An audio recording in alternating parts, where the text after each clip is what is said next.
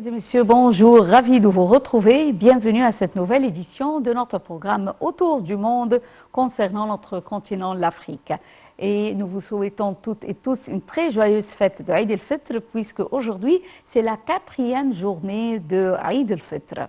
Alors, commençons l'édition d'aujourd'hui, du lundi 24 avril 2023, avec le porte-parole du ministère des Affaires étrangères, l'ambassadeur Ahmed Abou Zeid, qui a déclaré que 436 ressortissants égyptiens ont été évacués hier du Soudan par la voie terrestre. Selon le porte-parole, cette évacuation est le fruit d'efforts inlassables déployés par l'État en coordination avec les autorités soudanaises pour assurer la sûreté de ses ressortissants.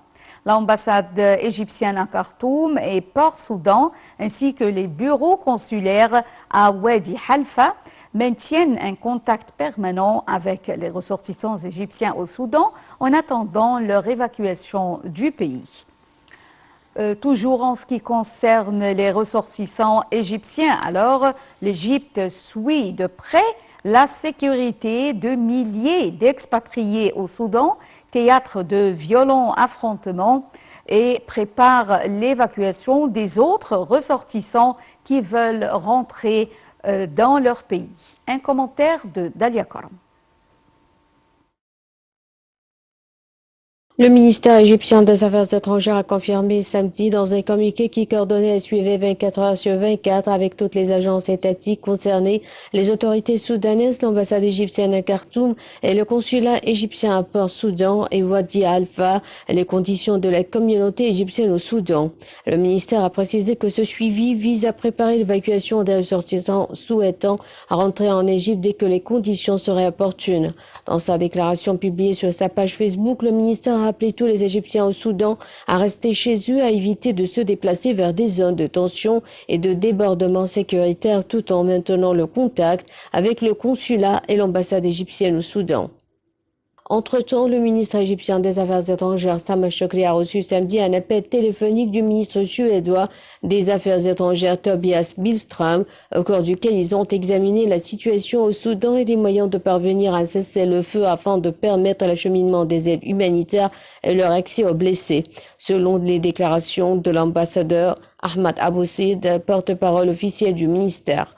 Le porte-parole a ajouté dans un communiqué que le ministre Sameh Shoukry a évoqué avec son interlocuteur les efforts de l'Égypte à travers ses contacts avec toutes les parties en conflit, soulignant l'importance d'œuvrer pour parvenir à un cessez-le-feu permanent et d'éviter toutes les violations afin d'épargner le sang du peuple soudanais frère. Le chef de la diplomatie égyptienne a également souligné l'importance de respecter l'intégrité du Soudan et sa souveraineté territoriale pour ne pas saper les efforts vers le règlement.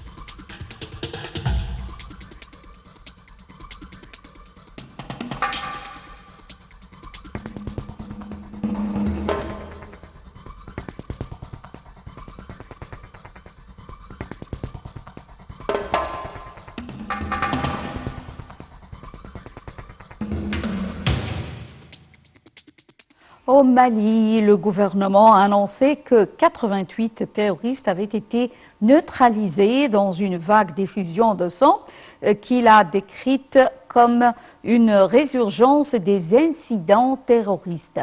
Dalia Karam nous donne plus de détails sur la situation au Mali. 10 civils et 3 soldats ont été tués lors d'une attaque meurtrière dans le centre du Mali samedi. Le gouvernement a annoncé que 88 terroristes avaient été neutralisés dans une vague d'effusion de sang qu'il a décrite comme une résurgence des incidents terroristes. Tout samedi matin, des terroristes présumés ont attaqué la zone de l'aéroport de Sévaré dans la région centrale de Mopti en faisant exploser des voitures piégées. 10 civils ont perdu la vie et 61 autres ont été blessés. Les explosions ont détruit quelques maisons dans les environs de l'aéroport qui abrite un camp militaire malien. Les attaques de samedi ont eu lieu un jour après que le Mali a célébré la fête de l'Aïd al-Fitr qui marque la fin du mois sacré du Ramadan. Des incidents terroristes synchronisés visant à annihiler la volonté des autorités de la transition de poursuivre la refondation et la sécurisation du Mali, a déclaré le gouvernement. Impliquée dans les combats, la MINUSMA a déclaré samedi qu'elle condamnait les attaques du 22 avril contre le camp des forces armées maliennes à Sévaré et les attentats à la voiture piégée, affirmant que des coups de feu ont également été tirés en direction de son camp. Le camp de la MINUSMA s'étend sur 4 hectares à côté de l'aéroport et du camp de l'armée malienne. La région de Nara a également été le théâtre d'une embuscade contre une délégation officielle mardi. Le chef de cabinet du président de transition du Mali et au moins 2 autres personnes ont trouvé la mort dans cette attaque qui a été revendiquée par le Jamaat Nasr al-Islam wal Muslimin, la victoire de l'islam et des musulmans liés à Al-Qaïda.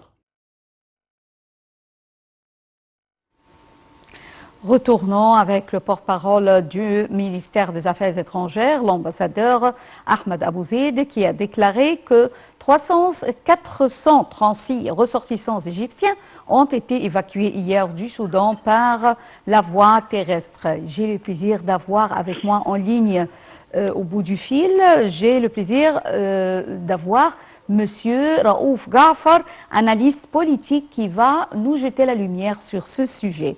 Bonjour, docteur Raouf Ghafar, et très joyeuse fête de Aïd el-Fitr. Merci, vraiment. Très joyeuse fête. Le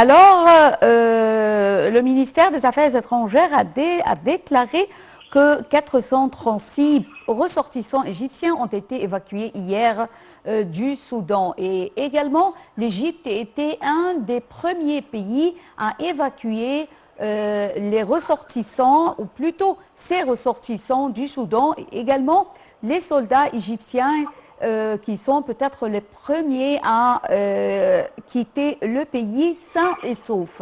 Veuillez nous parler des efforts déployés par l'État égyptien pour parvenir à ce succès.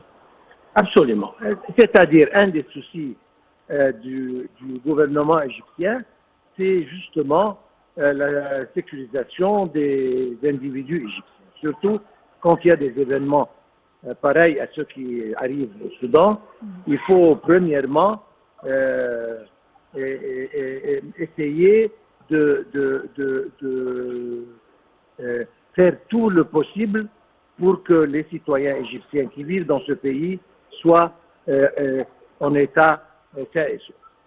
Comme vous l'avez dit, on a commencé par les soldats et les officiers égyptiens qui étaient là-bas, et puis il y avait des directives à tous les Égyptiens qui vivent au Soudan, qui travaillent, etc., de rester chez soi, de ne pas éviter d'aller dans les endroits où il y a des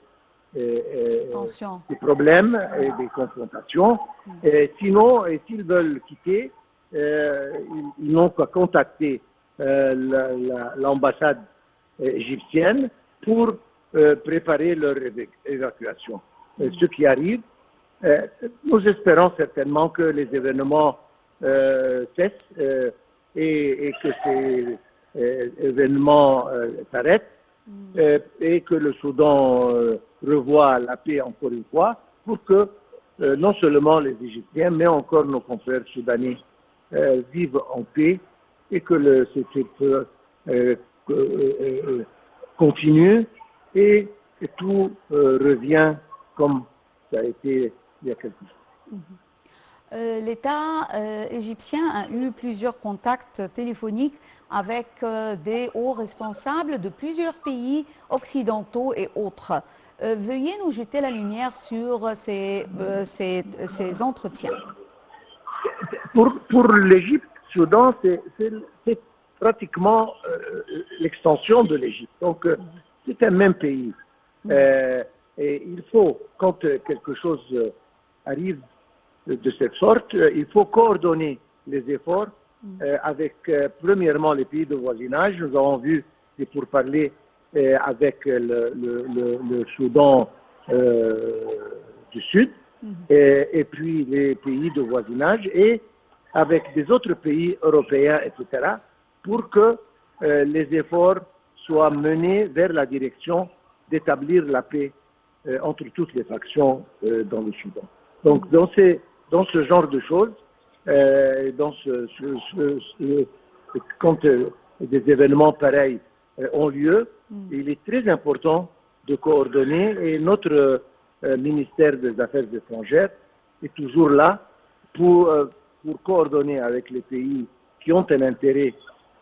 D'ailleurs, tout le monde a intérêt que le Soudan soit en paix, pour justement rétablir la situation pacifique.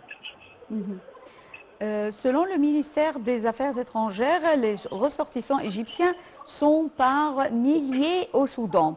Veuillez nous parler des difficultés qui affrontent ou qui envisagent les efforts d'évacuation et comment ces difficultés ont été réglées par l'État. Bon, vous avez dit, le nombre est un nombre considérable. Nous avons beaucoup d'Égyptiens qui résident au Soudan, qui travaillent au Soudan, et qui vont et viennent. Et ça devient de plus en plus difficile pour les évacuer. Mais notre ministère des Affaires étrangères, avec notre ambassade, avec nos consulats pour le Soudan et ailleurs, ils font tout le possible pour essayer d'évacuer tous les Égyptiens qui veulent rentrer chez soi. S'ils veulent continuer, donc comme je viens de dire, les directives sont de rester chez soi et éviter justement les endroits où il y a des confrontations. Mais c'est le devoir de l'Égypte et notre ministère des Affaires étrangères d'évacuer tous les Égyptiens qui veulent rentrer en Égypte.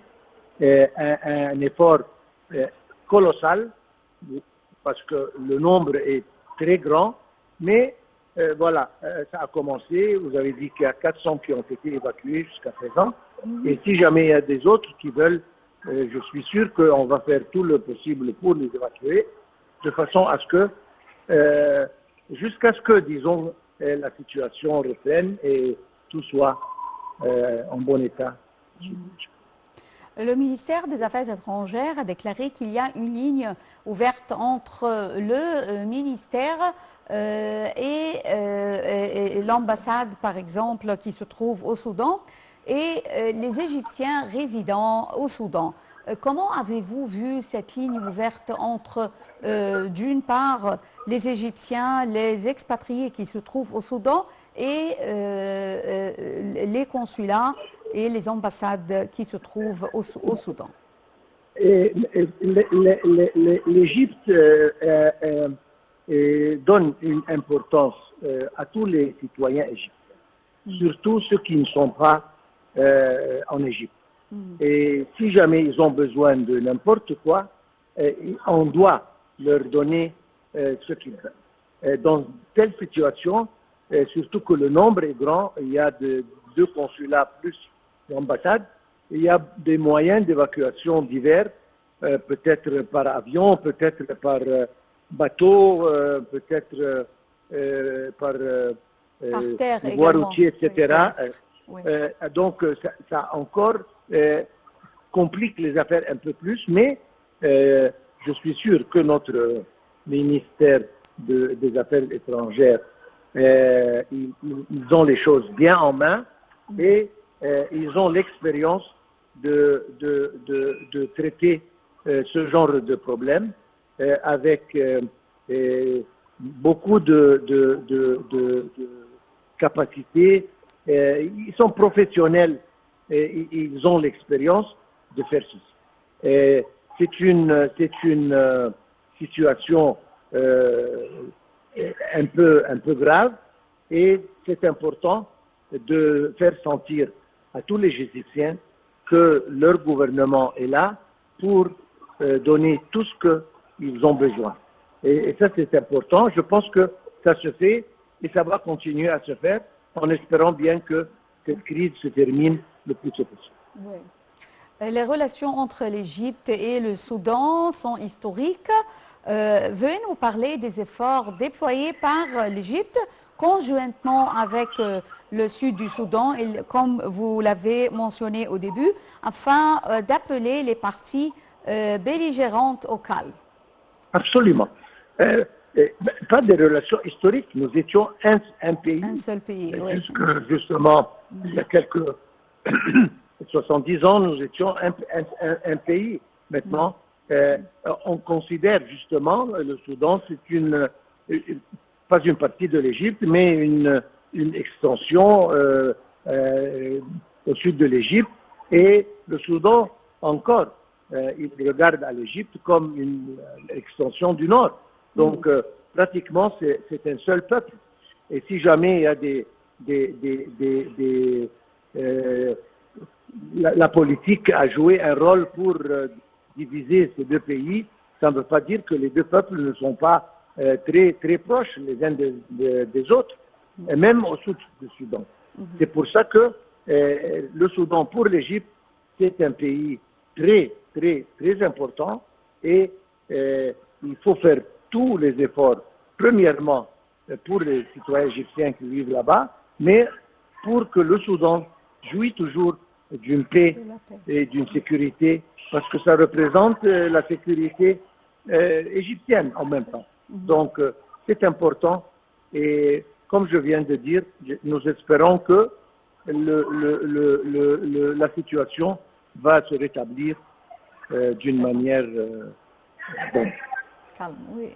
Nous vous remercions infiniment, Dr Raouf Ghaffar, expert analyste politique, pour cette analyse. Merci d'avoir été avec nous. Mesdames et messieurs, nous arrivons à la fin de cette édition de notre programme Autour du monde. Merci pour votre fidélité. Joyeuses fêtes et restez avec nous.